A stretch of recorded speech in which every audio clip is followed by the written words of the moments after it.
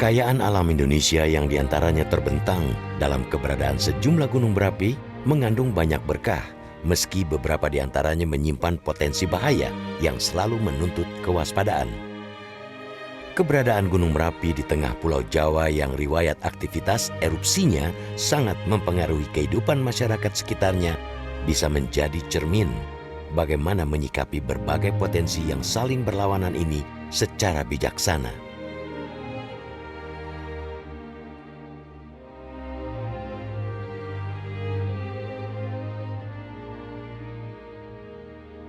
Gunung Merapi yang terletak di antara wilayah Kabupaten Boyolali, Magelang, Klaten, Jawa Tengah, serta Kabupaten Sleman, daerah istimewa Yogyakarta, dikenal sebagai salah satu gunung api teraktif tak hanya di Indonesia, bahkan di dunia. Gunung berapi ini memiliki masa istirahat peningkatan aktivitas vulkanik yang pendek, yakni berkisar antara 1 hingga 18 tahun.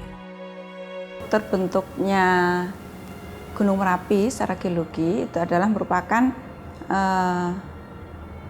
tumbukan akibat dari tumbukan lempeng Indo-Australia yang menunjam ke lempeng Eurasia. Ya.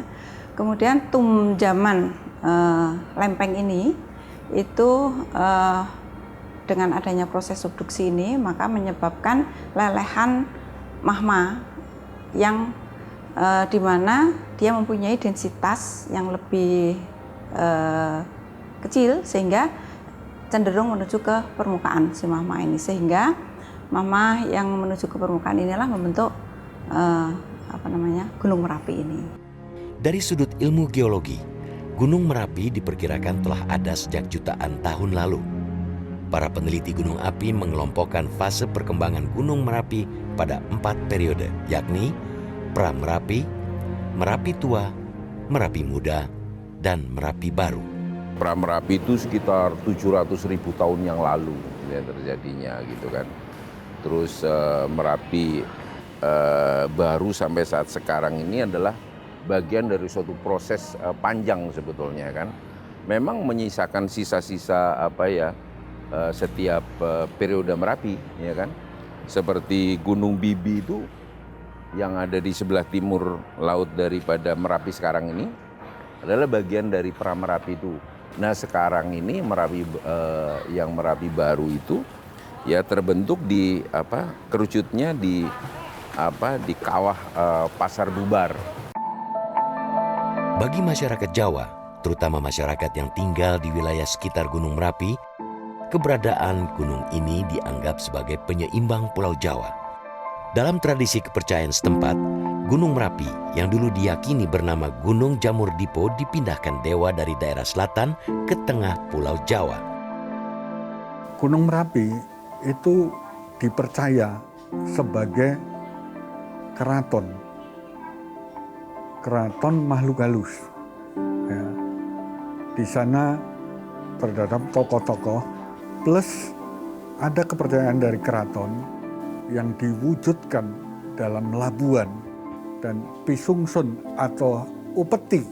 Setiap bakdo mulut itu diserahkan atau diberikan kepada Kiai Sapu Jagat dan Nyai Sekar Kedaton.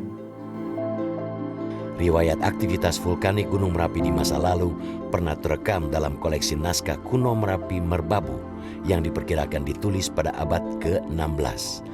Kumpulan naskah yang ditemukan pada tahun 1822 semasa pemerintahan kolonial Hindia Belanda ini terdiri dari beragam tema penulisan seperti primbon, teks pengobatan, teks sastra atau kidung, serta sejumlah catatan harian yang diingat atau dialami penulis, termasuk beberapa catatan terkait peristiwa meletusnya Gunung Merapi yang diduga adalah Gunung Merapi.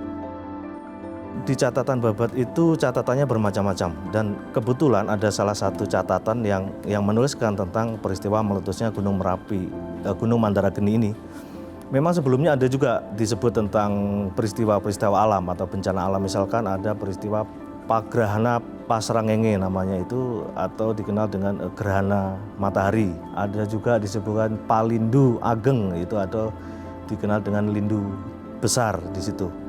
Nah, Yang terakhir saya temukan itu ada namanya Mubal, Gunung Mandarageni Mubal dan Paguntur. Jadi Gunung Mandarageni itu meletus dan mengeluarkan Mubal itu mengeluarkan asap ya.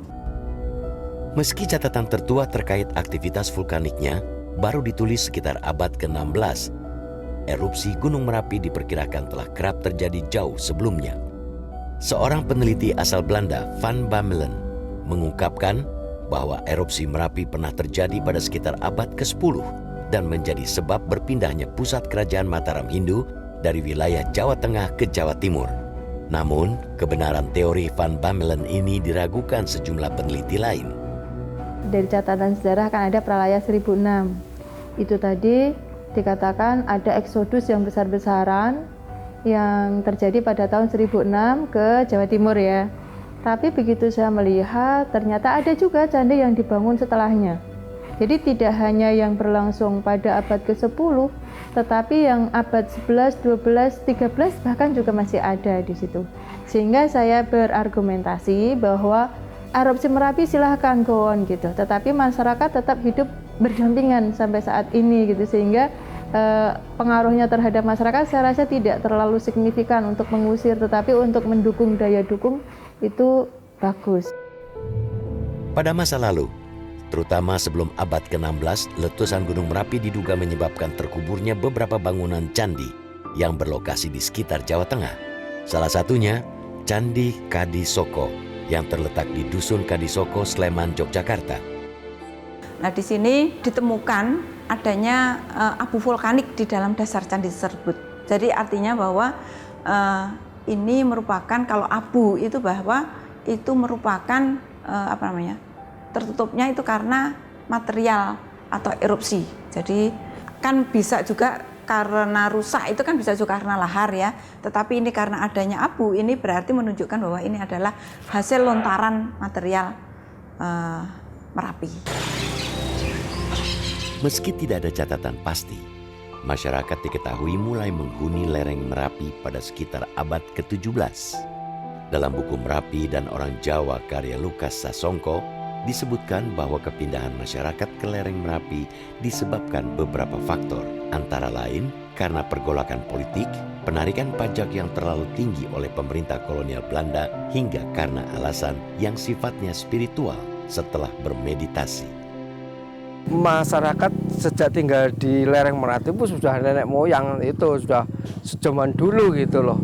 Nah, kalau dibilang itu namanya mengapa milih di lereng Merapi, lah memang lahirnya di situ, memang nenek moyang kita, orang tua kita, kakek kita, nenek kita sudah hidup di situ dan kelahiran di situ, ya tetap di situ kan. Merapi itu kan gunung api teraktif di dunia. Nah, kalau dikatakan kapan masyarakat tinggal di Merapi, saya kira harus saya ilustrasikan dulu bahwa peradaban Jawa itu pernah punah karena erupsi Merapi.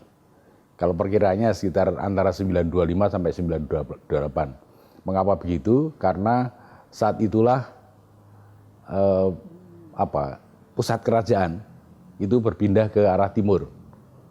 Nah, salah satu bukti fisiknya adalah banyak bangunan-bangunan candi di sekitar Kalasan itu yang terbenam sekitar 7 meter dari permukaan tanah sekarang. Itu menurut para ahli geologi, aliran pasir lahadingnya itu 7 lapis, kurang lebih begitu. Makanya sampai 7 meter itu. Nah, setelah itulah baru masyarakat menghuni lereng Merapi. Mengapa begitu? Karena rumus alam saya kira harus kita catat. Abu vulkanik itu kan salah satu unsurnya mengandung nilai kesuburan. Nah, kalau tempat subur itu pasti didatangi masyarakat.